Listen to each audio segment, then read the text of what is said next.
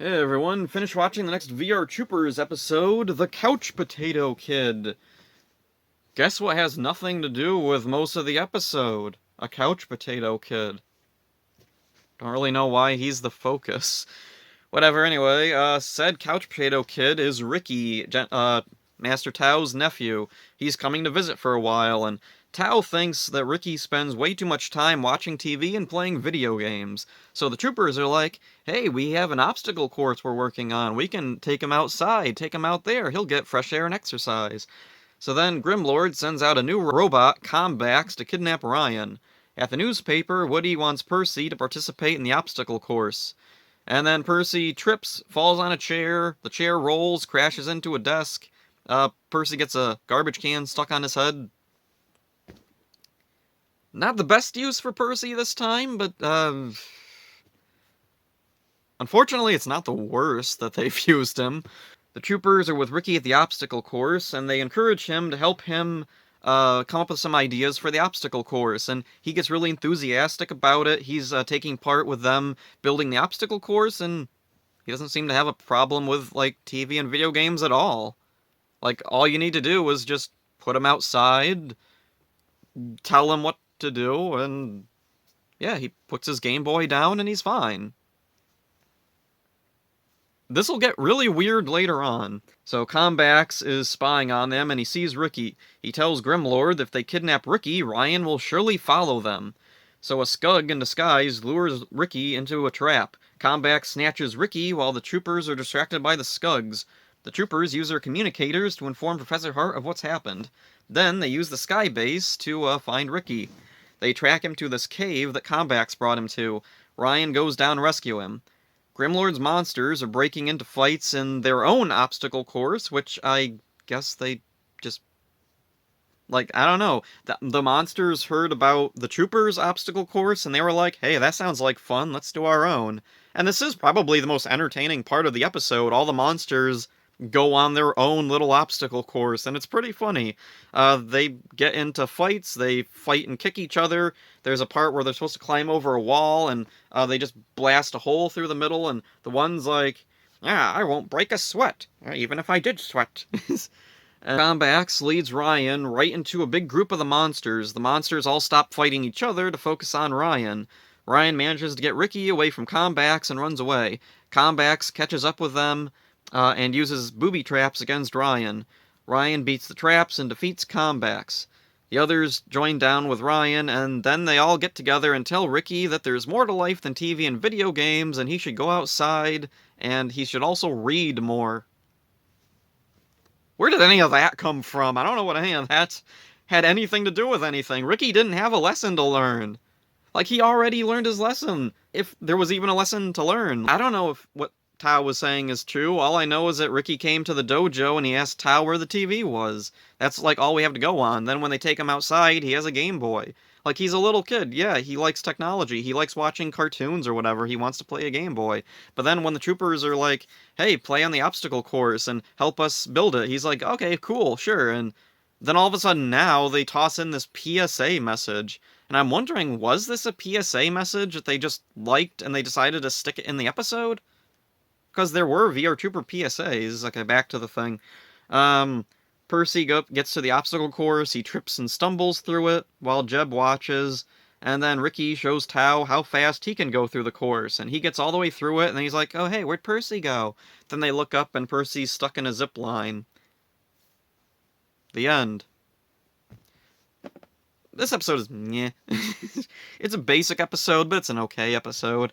The only thing that, like, really stands out, that makes this one super unique, is all the mutants going on their own obstacle course and seemingly just having fun. Like, yeah, they shoot each other, and they kick each other, they fight, but in the end, they all work together in their common goal of capturing Ryan. Huh. Kinda weird that the bad guys kind of just naturally portray a moral better than the troopers do. Like, the troopers just, for whatever reason, feel the need to, like, just pile on poor Ricky the moral of the day, whereas the monsters perfectly show, like, yeah, they'll fight, they'll disagree with each other. They'll cheat in the obstacle course, but when it's important, they all have the same goal: kill Ryan. They'll all team up and use teamwork. Like, they fail, but the idea is good? I don't know. I don't think that was the intention of the scene, but that's how it comes across. It's really weird. Combax is a pretty simple looking monster. He's like a dark green, kind of camo colored humanoid, pretty humanoid body. Nothing really stands out. He has some spikes on his shoulders. He has like a green and black Darth Vader mask.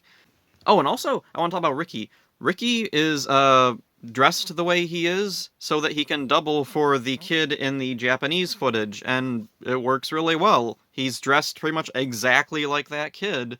He even looks like him. There's a few shots where you can see the Japanese kid's face for a few seconds, and, like, it's not exact, but they got a good, like, match between the kids. The weird thing, though, with the matching, they do a really good job with that, with Ricky, but for the monster, I don't know what happened. Combax is a, like, dark green camo humanoid. There's a scene he picks up Ricky, and there's an American shot scene where they zoom in on Ricky's face, and you see him being carried by Combax close up. And for some reason, the monster carrying Ricky looks nothing like Combax at all, in the least. Like, Combax is dark green camo, and this guy has, like, this weird, like, burlap sack floppy thing on, and big baggy floppy arms. What is this thing? And then there's a scene where Ricky's hat falls off, the monster steps on it, and even that doesn't look like Combax. Combax has black boots on. This guy is like, it's just a dude's sneaker with his just normal pants. How did they do such a bad job matching the monster? And it's not even that hard to replicate it. It's camo. Like, surely they could, I don't know, they have, a costume shop. Surely there's a camo suit somewhere. Just use that. Or also, Power Rangers, which is being shot at the same time as this, if they had the Dark Warrior suit from early Mighty Morphin, they could have just used that. I don't know if they actually had the suit or not, but, like, if they did, and they didn't use it as a double for this, then, what were they thinking? All I could guess about this was that, were they using a different monster for reference?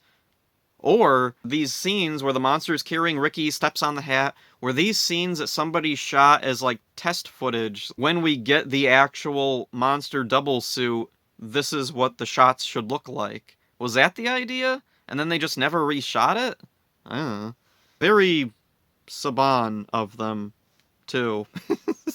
This really feels like a Saban mistake. This feels like something that definitely would happen in those early days, but kind of weird it's happening this far into Season 1 of VR Troopers.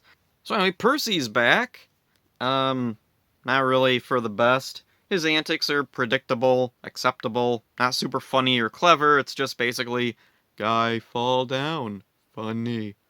Oh, and then there's a weird bit. The troopers call Professor Hart once, but Hart doesn't really play a part in this episode, so I'm thinking, for whatever reason, they just wanted to include him in this episode, even though he really doesn't serve any purpose. So yeah, basic episode, okay, not really anything too special about it. Getting closer to Season 2, though, so hopefully things pick up in Season 2. I'm kind of tired of talking about really kind of dull episodes like this one, so that's it for this one. Hope you enjoyed it. See ya.